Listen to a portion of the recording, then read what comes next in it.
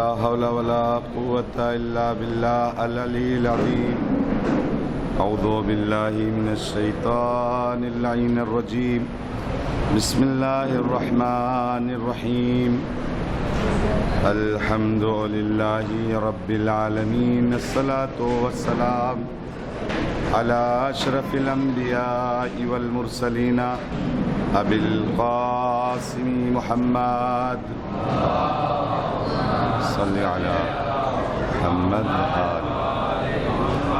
الذي كان عليا في درجاته وفاطما في تطهيراته وحسنا في صفاته وحسينا في تجلياته وزين العابدين في عباداته وباقرا في علم الأولين والآخرين بمعلوماته وصادقا في أقوال وكاظما على جميع الأحوال ومتمكنا في مقام الرضا جوادا كفه عند العطاء وهاديا إلى سبيل النجاة وعسكريا مع الغزاة ومهديا إلى طرف الحق. صلوات الله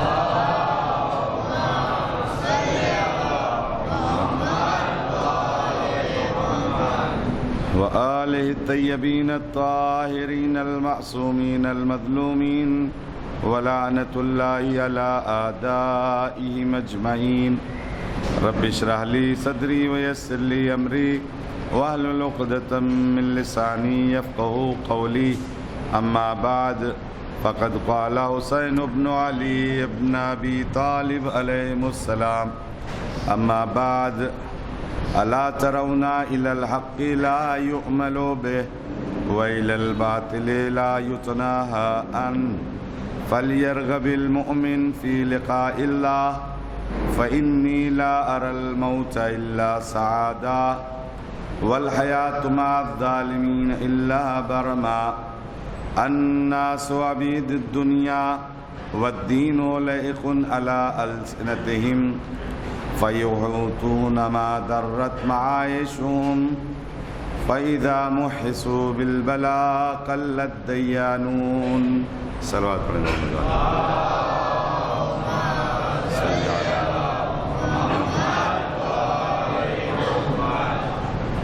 معزز سامعین اکرام، امام مظلوم کے قیام کے ہدف کو خود امام کے کلام کے مطابق موضوع گفتگو کے ضمن میں الحمدللہ بتوفیق خدائے متعال اور بعنایت اہل بیت اطہار کافی باتیں آپ تک پہنچانے کی سعادت نصیب ہوئی، اور آج انشاءاللہ اپنی آگے کی گفتگو کو آپ کے درمیان پیش کرنے کی کوشش. کل ہم لوگ یہاں تک پہنچے تھے کہ مکے میں ایک منافق صفت انسان جس کا نام عبداللہ ابن عمر، کہ جنہوں نے دیکھا کہ اب مکے میں مظلوم کربلا رکنے والے نہیں ہیں، انہوں نے بھی مشورہ دے دیا. امام نے ان کے مشورے کے مطابق ان کو جواب دے دیا، اور پھر انہوں نے جو ان کے دل میں تھا وہ زبان پر آیا، اور وہاں سے آنے کے بعد انہوں نے یزید نجیس کی بیعت کی. اس کے بعد پھر حجاج جب مدینے کا گورنر بن کے آیا عبد الملک بن مروان کے زمانے میں، تو انہوں نے اس کے پیروں کی بیعت کی. بہرحال یہ وہ تاریخ کے سیاہ صفحات ہیں کہ جو امام وقت کے ساتھ اور امام وقت کی ہمراہی نہ کرنے کی بنیاد پر ایسے منافقین کے چہرے تاریخ میں درج ہیں. آج ایک سوال اور اس کے بعد اپنی اگلی منزل۔ سوال یہ ہے کہ مدینے والے تو امام کو روکے نہیں تھے، اور سب نے، وہ بھی کچھ ان میں بھی دو طرح کے تھے کہ کچھ چاہنے والے تھے اور کچھ منافقت میں، لیکن یہ مکے والوں کو کیا ہوا تھا کہ انہوں نے نہ تو استقبال کیا اور نہ ہی انہوں نے امام کو بقول فارسی کی بدرقہ کیا، یعنی چھوڑنے گئے، اچھا آپ جا ہی رہے ہیں، مکے کا کوئی نہیں، یہ جتنے لوگ مکے میں بھی روک رہے تھے یہ سب آپ کے وہی عبداللہ ابن عباس یا خود یہ کل جس کا تذکرہ کیا عبداللہ ابن عمر یا ایک دو اور ہیں جو آج جن کا تذکرہ ہوگا، یہ سارے وہ لوگ ہیں کہ جو مکے کے رہنے والے نہیں ہیں، یہ لوگ تو ادھر سے ہی آئے تھے۔ تو مدینے والے وہ بغض ابیک میں اندھے تھے اور انہیں امام سے امیر المؤمنین کی دشمنی کا بدلہ نکال رہے ہیں، اور آپ یہ سب مدد اور ہمراہی کے لیے نہیں آگے بڑھے۔ تو یہ مکے والوں کو کیا ہوا تھا؟ انہوں نے کیوں نہیں روکا اور اس روکنے سے پہلے استقبال کے لیے بھی نہیں آئے؟ یہ سوال اگر تاریخ کا مطالعہ کریں تو یہ مدینے میں جو لوگ امیر المؤمنین علیہ السلام کے دشمنی اور ادھر اس طرف کی محبت، یہ وہ لوگ ہیں جو مکے سے ہی آئے تھے۔ مطلب اس جملے کا یہ ہے کہ مدینے میں کوئی نئی دشمنی کرنے والا نہیں تھا، یہ دشمنان اسلام یہ مکے کے ہی تھے جو پیغمبر کے ہمراہ بھی، اور مدینے میں وہ ساری باتیں جو آپ سن چکے ہیں اور واپس وہاں کی بات نہیں کرنا ہے، مجھے مکے سے بات کر کے آگے چلنا ہے۔ یہ مکے والے کیوں نہیں؟ بہت سارے ریزن ہیں، میں نے سب کو دو میں سمیٹنے کی کوشش کی ہے کہ مکے والوں نے کیوں نہیں روکا، یا مکے والے پھر کم سے کم کچھ دلجوئی تو کیے ہوتے، پہنچانے بھی آئے ہوتے، یا جب آپ آئے تو آپ کے استقبال کے لیے تو اٹھے ہوتے۔ کچھ نہیں، یہاں لگا ہی نہیں کہ کوئی امام آیا ہے، یہاں لگا ہی نہیں کہ کوئی اتنی عظیم شخصیت آئی ہے۔ تو کیوں؟ دو وجہیں اس کی، جو میں نے بہت ساری وجہوں کو سمیٹ کر بیان کرنے کی کوشش کر رہا ہوں۔ وہ یہ پہلی وجہ یہ ہے کہ یہ مکہ وہ سرزمین ہے کہ جہاں پیغمبر بھی نہیں رہ پائے تھے۔ کیا وجہ تھی؟ آپ سب جانتے ہیں، مکہ جہاں سے آپ نے اپنے کار تبلیغ کا آغاز کیا، مکہ جہاں اسلام کی بنیاد ڈالی گئی، مکہ جہاں بہت سی جنگیں ہوئیں، مکہ جہاں پر جنگ بدر، جنگ احد، جنگ خیبر، جنگ خندق، یہ سب ادھر ہی کیے۔ یہ کون لوگ تھے وہاں جو پیغمبر سے لڑ رہے تھے اور پیغمبر کے زمانے میں یہ جنگ ہو رہی تھی؟ یہ وہی افراد ہیں۔ آج یہ پیغمبر کی حیات طیبہ یا ہجرت جب پیغمبر نے کیا ہے، اسی ہجری سن کا یہ، یعنی پیغمبر کے حساب سے پہلا سال، اور اب جو امام حسین آئے ہیں 60، یہ ٹوٹل 60 برس ہوئے۔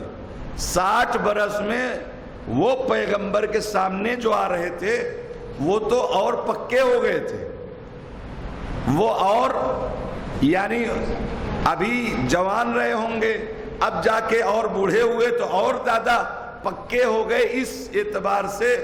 اور طلقاء مکہ وہی ہیں جو پیغمبر نے کہا تھا انتم الطلقاء، یہ سب مدینے میں جو تھے یہ پیغمبر کی امیر کائنات کی دشمنی، مکے میں جو ہے یہ امیر کائنات کے ساتھ ساتھ پیغمبر کی بھی دشمنی، اور یہ دشمنی نہ صرف یہ کہ پیغمبر کی بلکہ اسلام کی دشمنی ہے، اس لیے کہ یہ وہ لوگ ہیں ان کو پیغمبر سے دشمنی کا مطلب یہ ہے کہ پیغمبر کام کیا کر رہے تھے۔ اگر خاموش پیغمبر رہتے، ان کو اور ان کے بتوں کو، ان کے خداؤں کو برا بھلا نہ کہا ہوتا تو کوئی دشمنی ہی نہیں تھی۔ جب تک آپ نے اعلان نہیں کیا کچھ نہیں ہوا، جیسے آپ نے اعلان کیا اس کے بعد ادھر شروع ہو گیا، یعنی اتنا شروع ہو گیا کہ پیغمبر مکے میں رہ نہیں سکے اور ہجرت کر گئے۔ وہ کنڈیشن بھی آپ جانتے ہیں کہ پیغمبر کے گھر کا محاصرہ کر لیا گیا اور پیغمبر نے مکے کو چھوڑ دیا۔ یہی وہ مکہ ہے کہ جہاں یہ نوبت پیغمبر کے لیے تھی، تو اب نواسہ پیغمبر آیا تو کون اٹھتا وہاں استقبال کے لیے؟ مطلب یہ کہ جو دو قبیلے قریش اور بنی ہاشم تھے،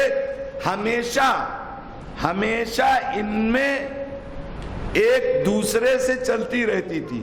یہ اسلام کے دعوے دار، وہ اسلام کے دشمن، لہذا جنگیں بھی ہوئیں اور ان کو ان سے دشمنیاں بھی رہیں۔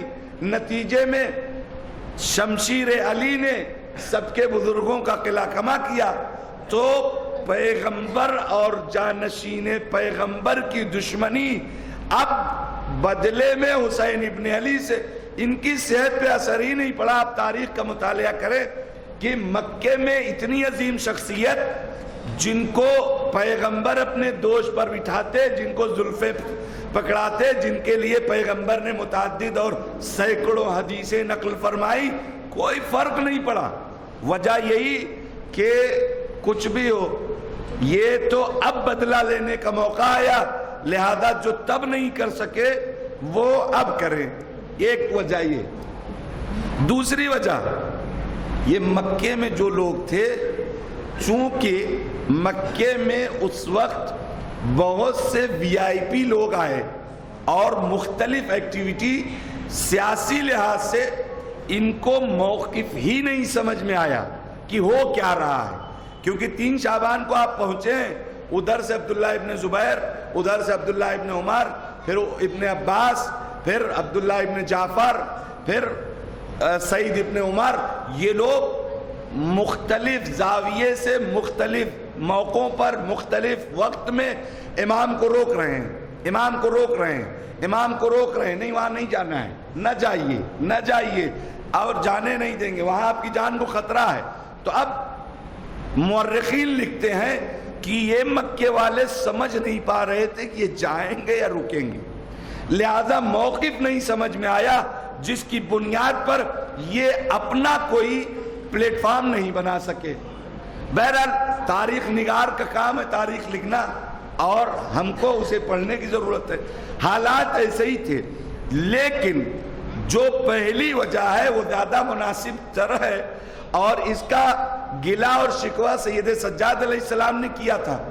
کیا کہ ما بمکۃ و مدینہ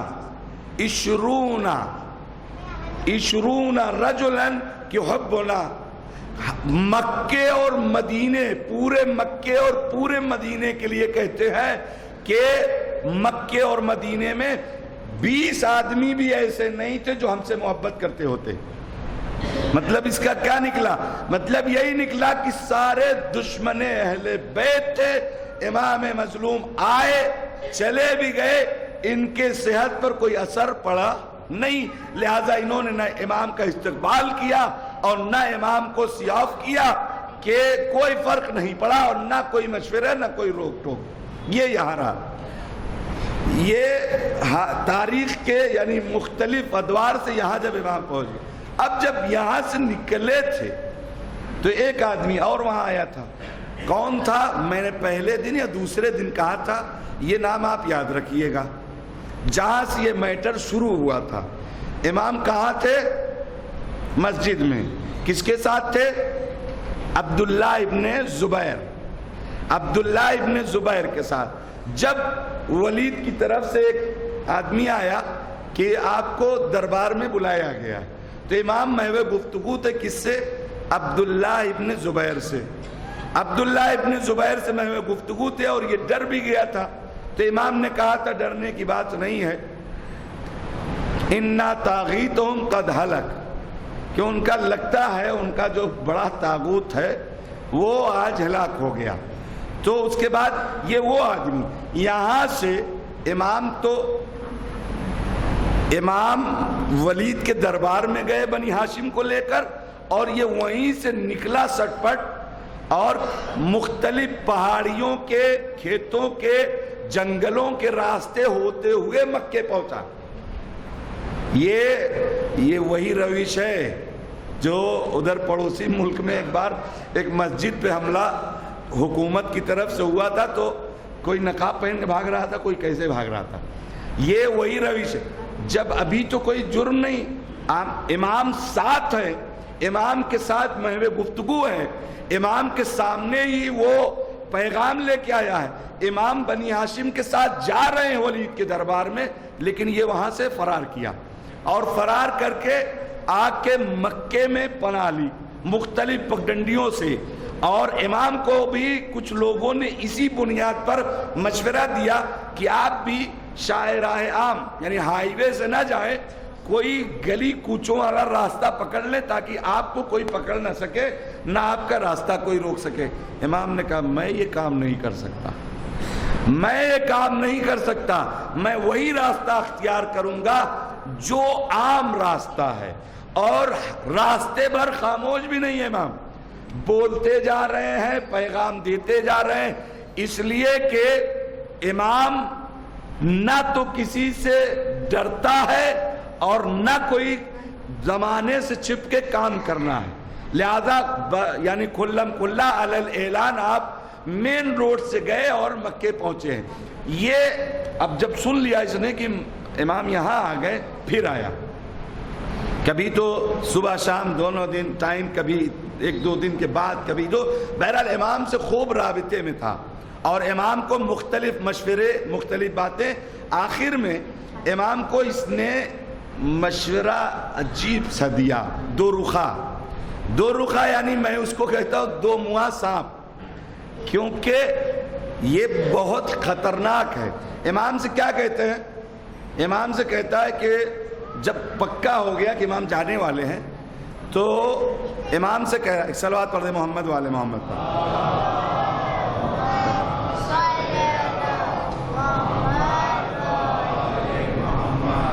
امام سے کہتا ہے کہ آپ جا رہے ہیں، واقعاً اگر عراق میں کوفے میں آپ کے جتنے فالوور ہیں میرے ہوتے تو میں بھی وہاں جاتا۔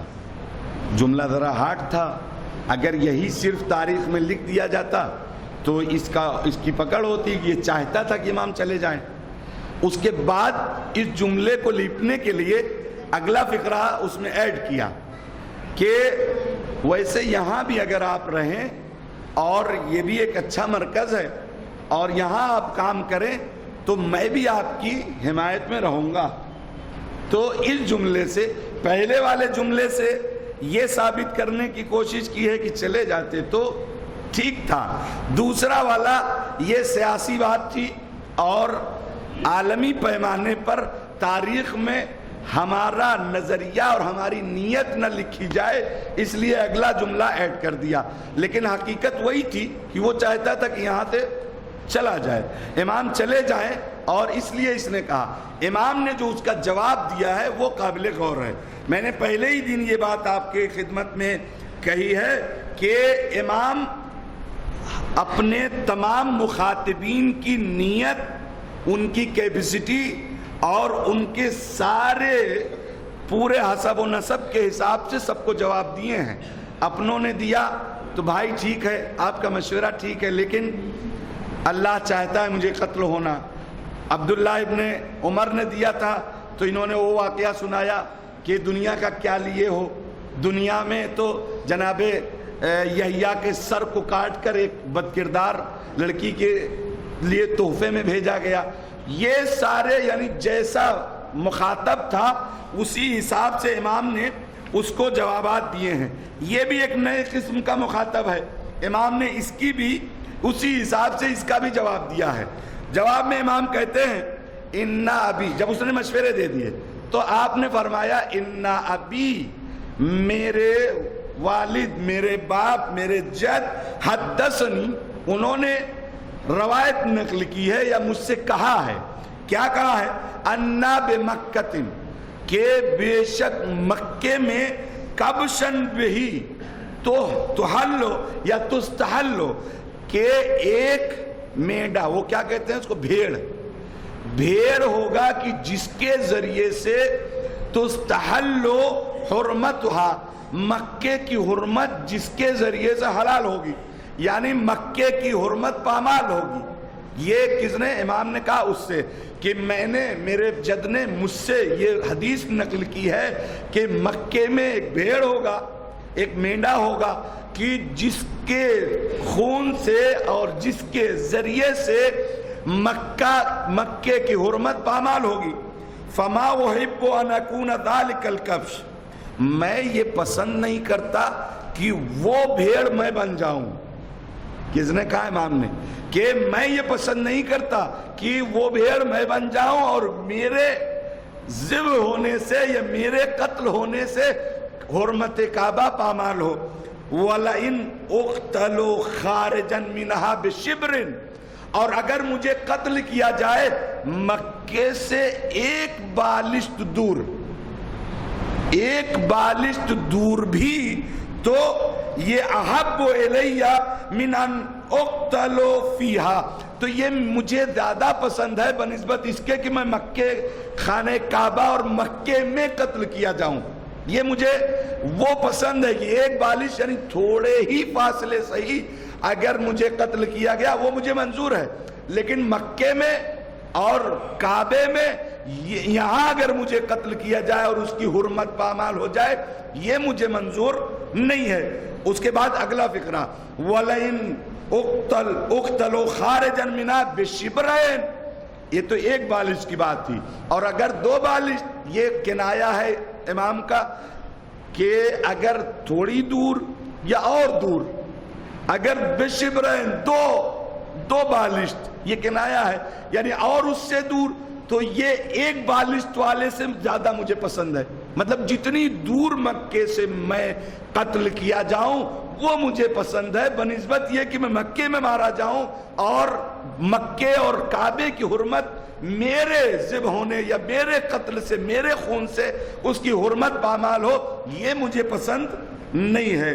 وَأَيْمُ اللَّهِ لَوْ كُنْتُ فِي حُجْرٍ، اور یہ بھی یاد رکھو اگر میں کسی جانور یا حشرات کے سوراخ اور اس کے گھونسلے میں بھی چلا جاؤں یہ لوگ مجھے ڈھونڈ نکالیں گے، اور اگر حامت مہاد الحوام یستخرجونی حتی یقضوا بی حاجتہم، یہاں تک کہ یہ اپنی مراد پالے، مطلب جو یہ ارادہ رکھتے ہیں مجھے قتل کر کے اس سوراخ سے بھی نکال کے قتل کر کے یہ اپنی مراد حاصل کر لیں گے۔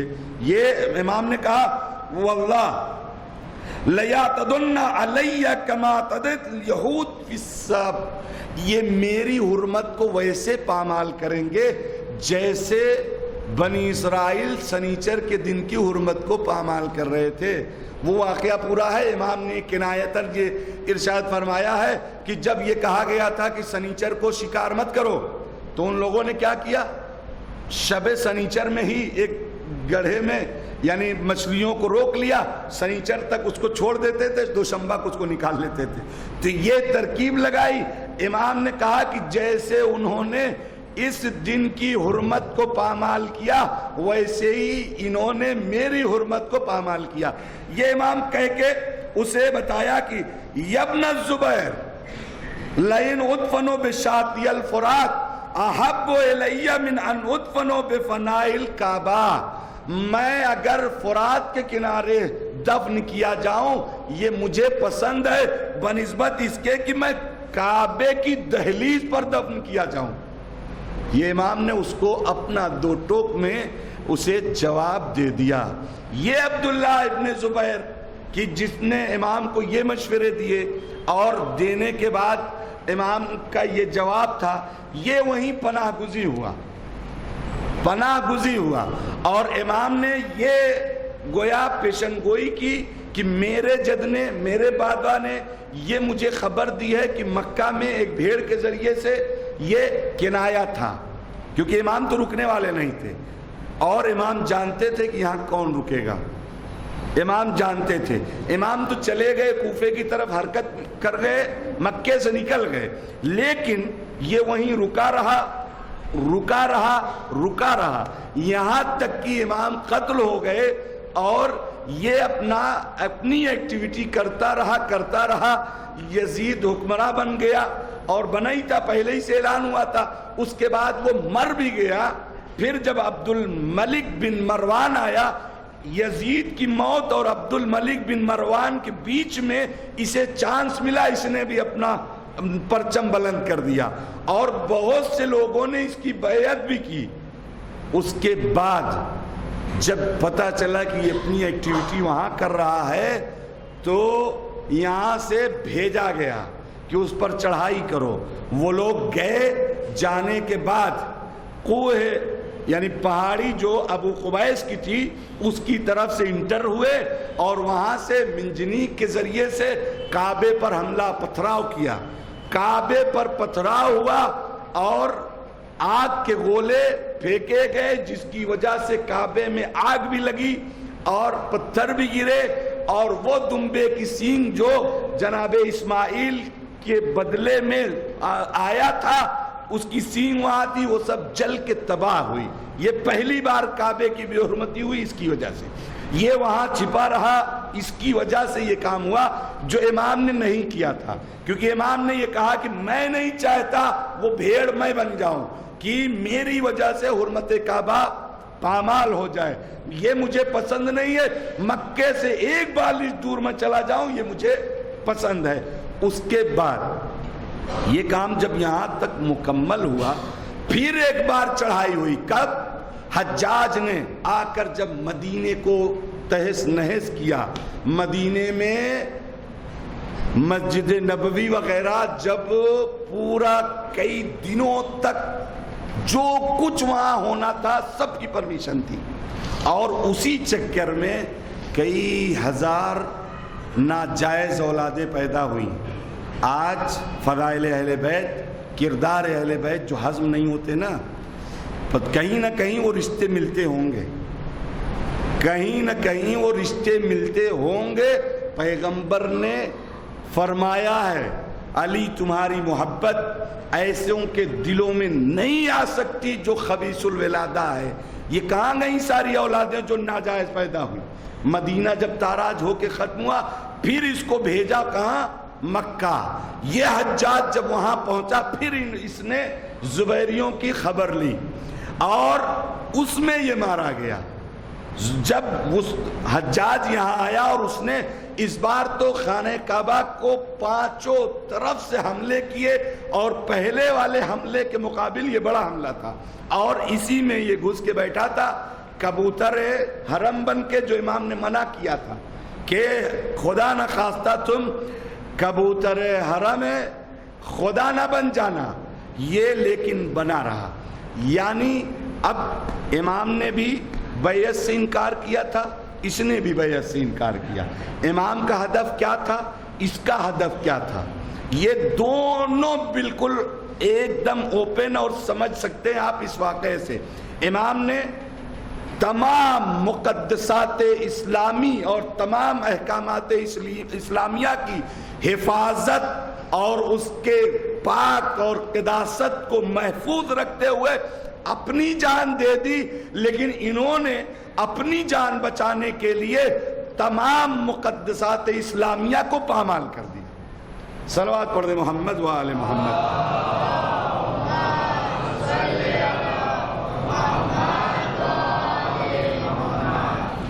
اور یہ وہی کہہ رہا ہوں، یہ امام حسین علیہ السلام سے دشمنی نہیں تھی، انہوں نے امیر کائنات کو بھی اپنا ولی نہیں مانا تھا، اور اس زمانے سے جب امیر کائنات کی حکومت 4.5 برس والی قائم ہو گئی، تب بھی انہوں نے نہیں مانا، اور وہاں سے مکے میں آ کر ایکٹیویٹی کی اور یہاں سے پرچم احتجاج و بغاوت بصرہ میں بلند کروایا. یہ پوری ایکٹیویٹی اور انہی کی ایکٹیویٹی سے امیر کائنات کے حکومت میں جو 3 جنگیں ہوئی ہیں، جنگ جمل، جنگ صفین اور جنگ نہروان، اس میں سب سے بڑا ہاتھ ان کا بھی ہے. قاسطین اور ناقصین اور وہ مارقین جو خوارج کی شکل میں، طلحہ زبیر کی شکل میں وغیرہ وغیرہ، ان سب کے وجوہات میں ایک نام اس کا بھی ہے کہ جس نے خود ایکسپٹ نہیں کیا اور پھر جب چانس ملا اس چانس کو جانے نہیں دیا. امام کو مشورے دیے کہ آپ تو عراق میں آپ کے فالوور ہیں، آپ چلے جائیے. امام کو تو جانا ہی تھا، اس لیے کہ ان جیسوں کے مشورے کی امام کو ضرورت نہیں تھی. امام کو کوئی بھی مشورہ دے ہی نہیں سکتا، لہذا امام اس کے مشورے سے ہٹ کر امام اس کا بھی ارادہ سمجھتے تھے. اور امام نے کنایتاً کہہ بھی دیا تھا کہ حرم کی کبوتر بن جانا ورنہ حرم پامال ہوگا.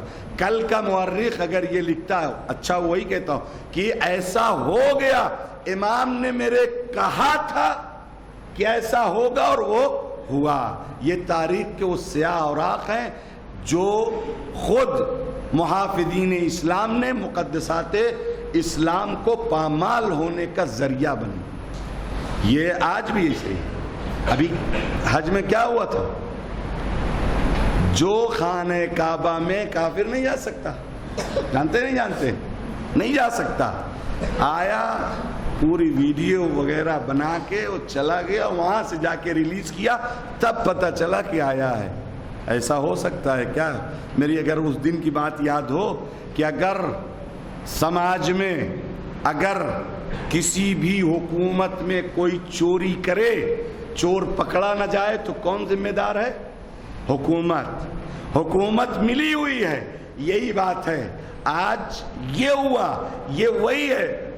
مقدسات اسلام کو پامال کرنا ان کا طریقہ اور وتیرہ ہے جو ان کو نسلاً بعد نسل وراثت میں ملا ہے. صلوات پڑھ دے محمد و آل محمد.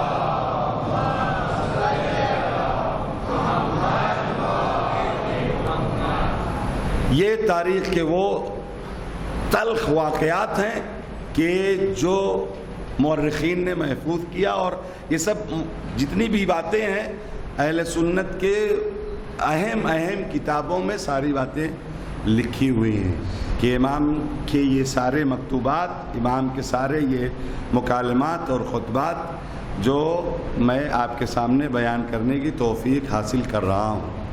آج یہ 8 محرم، یہ واقعاً کتنا بڑا کرم ہے کہ ہم کو اس وقت جب کہ کوئی نفسا نفسی کا عالم ہے، کوئی کسی سے اتنی دیر ملنے کی کسی کے پاس ٹائم نہیں.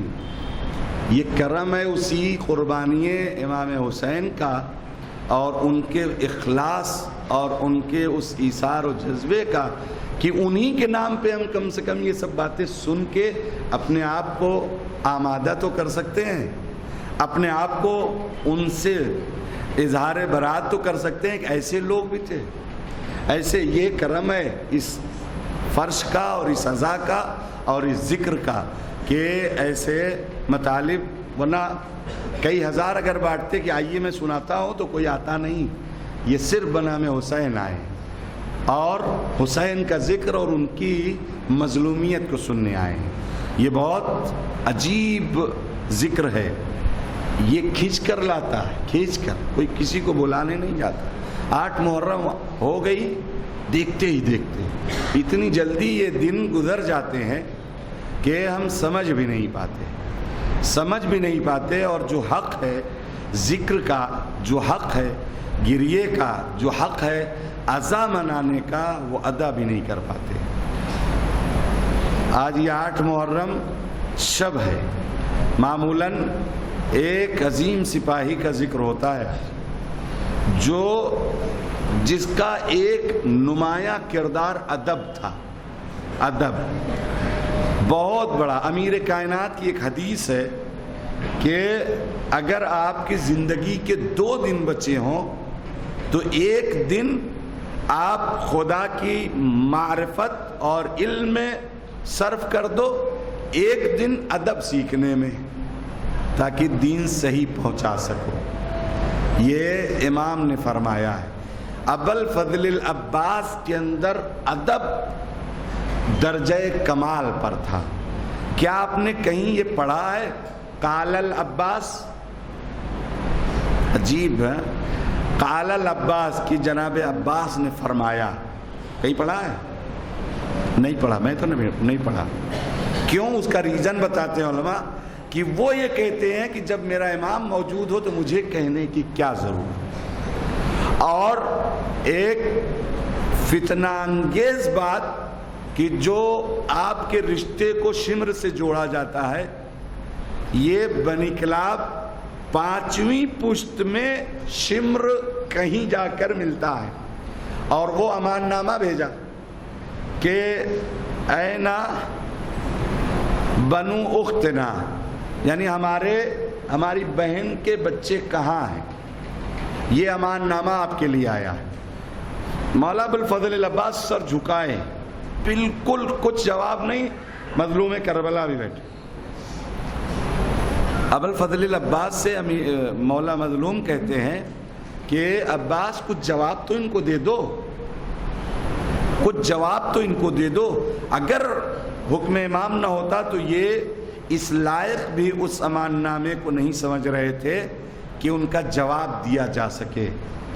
جب امام نے کہا تو کہتے ہیں لعن اللہ امانک ولعن اللہ لک، یعنی تجھ پر بھی لعنت اور تیرے اس امان نامے پہ بھی لعنت۔ امام کا ساتھ چھوڑ کر میں زندگی گزاروں، یہ بہت بڑا جملہ ہے۔ وفاداروں کا یہ خدا، یہ وفاداری اور امام کی اطاعت و فرما برداری میں ایک معراج ہے، ایک عظیم ستون ہے۔ وہ جب شب عاشور چراغ گل کیا گیا اور امام نے کھل کر کہا جسے جانا اس اندھیرے میں چلا جائے، تو سب خاموش۔ ابوالفضل العباس نے سکوت توڑا، اور توڑنے کے بعد آپ کہتے ہیں کہ آپ کیا کہہ رہے ہیں، یعنی آپ کو چھوڑ کر ہم چلے جائیں تاکہ ہم لنبقا، تاکہ ہم باقی رہیں؟ یہ کیسے ہو سکتا ہے؟ آپ کے بغیر زندگی کیسے ممکن ہے؟ یہ بتایا ہے کہ جس کے پاس نبض زندگی ہو، جس کے پاس زندگی اور دنیا کی نبض ہو، جو رگوں میں خون دوڑنے کا کام جو مالک ہو، اس کو ہم چھوڑ دیں گے تو زندگی ہماری کیسی؟ یہ نوجوانوں کے لیے میسج ہے۔ وہ اس امام کی اطاعت میں یہ معرفت بھرا جملہ کہہ رہے ہیں، اور ہم بھی ایک امام کی امت ہیں، ہم بھی ایک امام کی حکومت میں زندگی گزار رہے ہیں۔ اگر بلندیاں، اور اسی وجہ سے امام کا یہ ابوالفضل العباس کا ادب یہی تھا کہ جس کی بنیاد پر آپ امام کے رہتے ہوئے باب الحوائج ہیں، باب المراد ہیں۔ یہ معمولی رتبہ نہیں ہے عزیزان گرامی۔ اور عجیب، کربلا کی عجیب لڑائی ہے، کہاں سے شروع کروں، کون سی بات کہوں؟ پتہ ہے ایک آدمی جو کام کرتا ہو اس سے وہ کہہ دیا جائے، ایک بزرگ خطیب نے پڑھا ہے کہ آپ یہ کام کر دیجئے تو وہ کر دے گا، اس کو کوئی مشکل نہیں ہے۔ آپ کوئی مجلس پڑھتا ہے، اس سے کہو مجلس پڑھ دو، وہ پڑھ دے گا۔ کوئی شاعر یعنی اشعار پڑھتا ہے، اس سے کہو اشعار پڑھ دو، پڑھ دے گا۔ کوئی کام کرتا ہے، اس سے کہو یہ کام کر دو، کر دے گا۔ ابوالفضل العباس سے مولا حسین نے ایک بات کہی تھی 9ویں کو۔ یہ عاشورہ تو عاشورہ ہو گئی ابوالفضل العباس کی وجہ سے اور امام مظلوم کی وجہ سے، ورنہ لڑائی تو یہ جنگ تو 9 کو ہونی تھی۔ کیا کہا اے بھیا جا کے ان سے کہہ دو کہ یہ جنگ ایک دن کے لیے ملتوی کر کے آگے ٹال دے۔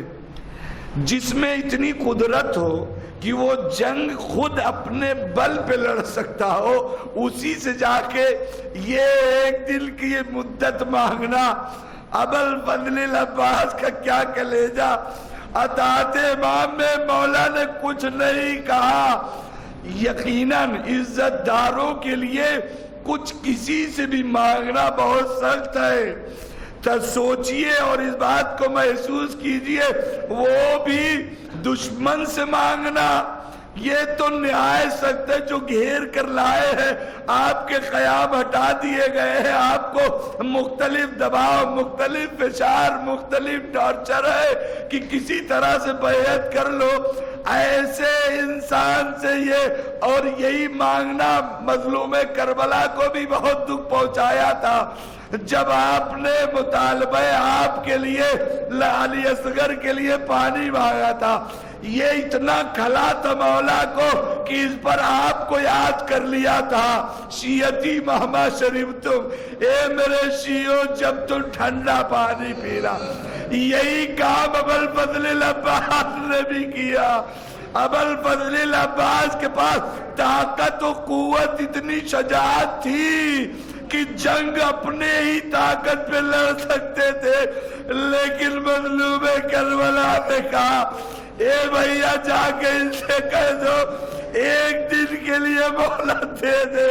نہیں معلوم کس حوصلے سے یہ باب الحوائج نے جا کر کہا ہوگا.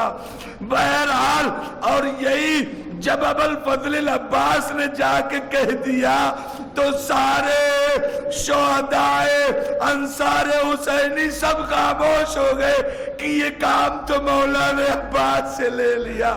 بس عزیزان گرامی، لیکن آج جب دفتر قربانی کھلا، ہاں مولا بار بار اجازت لینے کہاں جاؤ گے؟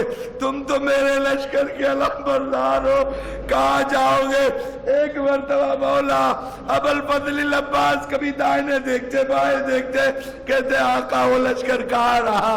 حبیب قتل ہو گئے، زہیر قتل ہو گئے، حبیب سب قتل ہو گئے، علی اکبر بھی قتل ہو گئے، سارے مارے گئے. وہ لشکر کہاں ہے جس کی میں علمبرداری کرو؟ اسی اسنا میں سکینہ مشکی ڈالے. اے بابا پیاس مارے ڈال رہی ہے، اچھا جاؤ پاس ان بچوں کے لیے پانی کی سبیل کر دو. بچوں سے مولا ابوالفضل العباس نے سکینہ سے کہا، یہ سکینہ مشکیزہ لے کر آؤ. سکینہ جس کو آس لگ گئی کہ اب میرا چچا پانی لانے جا رہا ہے. اب تک جو ارادے ابوالفضل العباس نے کیے تھے سب کر ڈالے تھے، لیکن اسی امید سے سکینہ نے سارے بچوں کو اکٹھا کر لیا. اے بچوں، اب ہم میں کوئی پیاسا نہیں رہے گا کیونکہ میرا چچا جا رہا ہے پانی لانے. سارے بچے اکٹھا ہو گئے. کوئی کہتا ہے ماموں جلدی آئیے گا، کوئی کہتا ہے چچا جلدی آئیے گا، کوئی کچھ کہتا ہے آقا جلدی آئیے گا.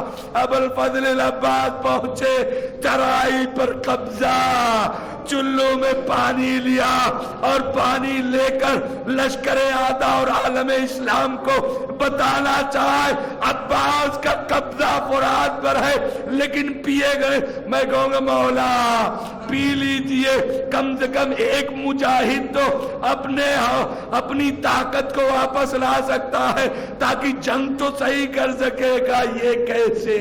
اور ایسے عالم میں تو جان بچانا واجب ہوتا ہے. اے مولا اپنی جان بچانے کے لیے، اسلام کے لیے، نصرت امام کے لیے پانی پی لیجئے. کہے نہیں، ایسے کیسے ہو سکتا ہے؟ میرا آقا پیاسا رہے، غلام پانی پی لے. پانی کے منہ پہ پانی کو مارا، اس کے بعد چاہتے ہیں کہ مشکیزہ خیمے تک پہنچائے. لیکن ایک مرتبہ یہ آواز گونجی، جب پیاس میں یہ شجاعت ہے تو اگر پانی پہنچ گیا کوئی بچے گا نہیں. ہر طرف سے فوجیں سمٹی، سب حملے پہ حملہ. سب حملے پہ حملہ. مولا کبھی دائنا ہاتھ جب کٹ گیا بائیں ہاتھ میں مشکیزہ، یہ بھی جب قلم ہو گیا دانتوں سے دبایا، لیکن خواہش یہ ہے کہ سکینہ تک پانی پہنچ جائے. لیکن ایک ظالم نے مشق سکینہ پہ جب تیر مارا، ابوالفضل العباس کی آس ٹوٹ گئی، گھوڑے کا رخ جیسے ہی موڑا، ایک مرتبہ ایک تیر آ کے آنکھوں میں لگا. مولا گھٹنوں کے بل چاہتے تیر کو نکال لے، ایک گردا کے لگا. اجرکم اللہ.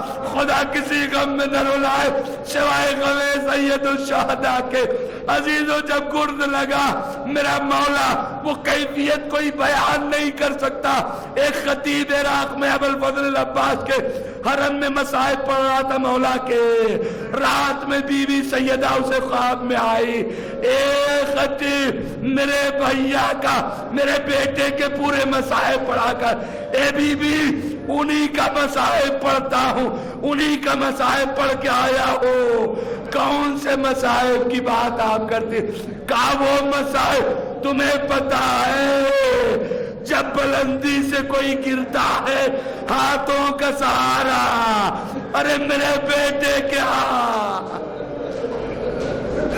اجرکم اللہ زمین پر آ گئے. نہیں معلوم کیسے ادھر مولا مرثیہ شروع. شہدائے کربلا میں بہت سو کی بہت سی کیفیت تھی جو حسین پر طاری ہوتی تھی. بہت سے ایسے شہید تھے جن کے قتل اور شہادت کے بعد مولا کے چہرے سے آثار نمایاں تھے. انہی میں ابوالفضل العباس شکستگی کے آثار مولا کے چہرے سے نمایاں. کمر تھام لی الان انکسرا زاری. اے بھیا تمہارے مرنے سے ارے کمر ٹوٹ گئی، سرانے بیٹھ گئے، اب مرثیے کو مکمل کر دیا. اے بھیا با یہ ظالم ہنس رہے ہیں، مذاق اڑا رہے ہیں. ارے اب وہ آ کے چین سے سوئیں گی جو جگہ کرتی تھی. اے بھیا سکینہ نے اپنا مطالبہ واپس لے لیا ہے. اے ابا سکینہ کہتی ہے اے چچا مجھے پانی نہیں چاہیے.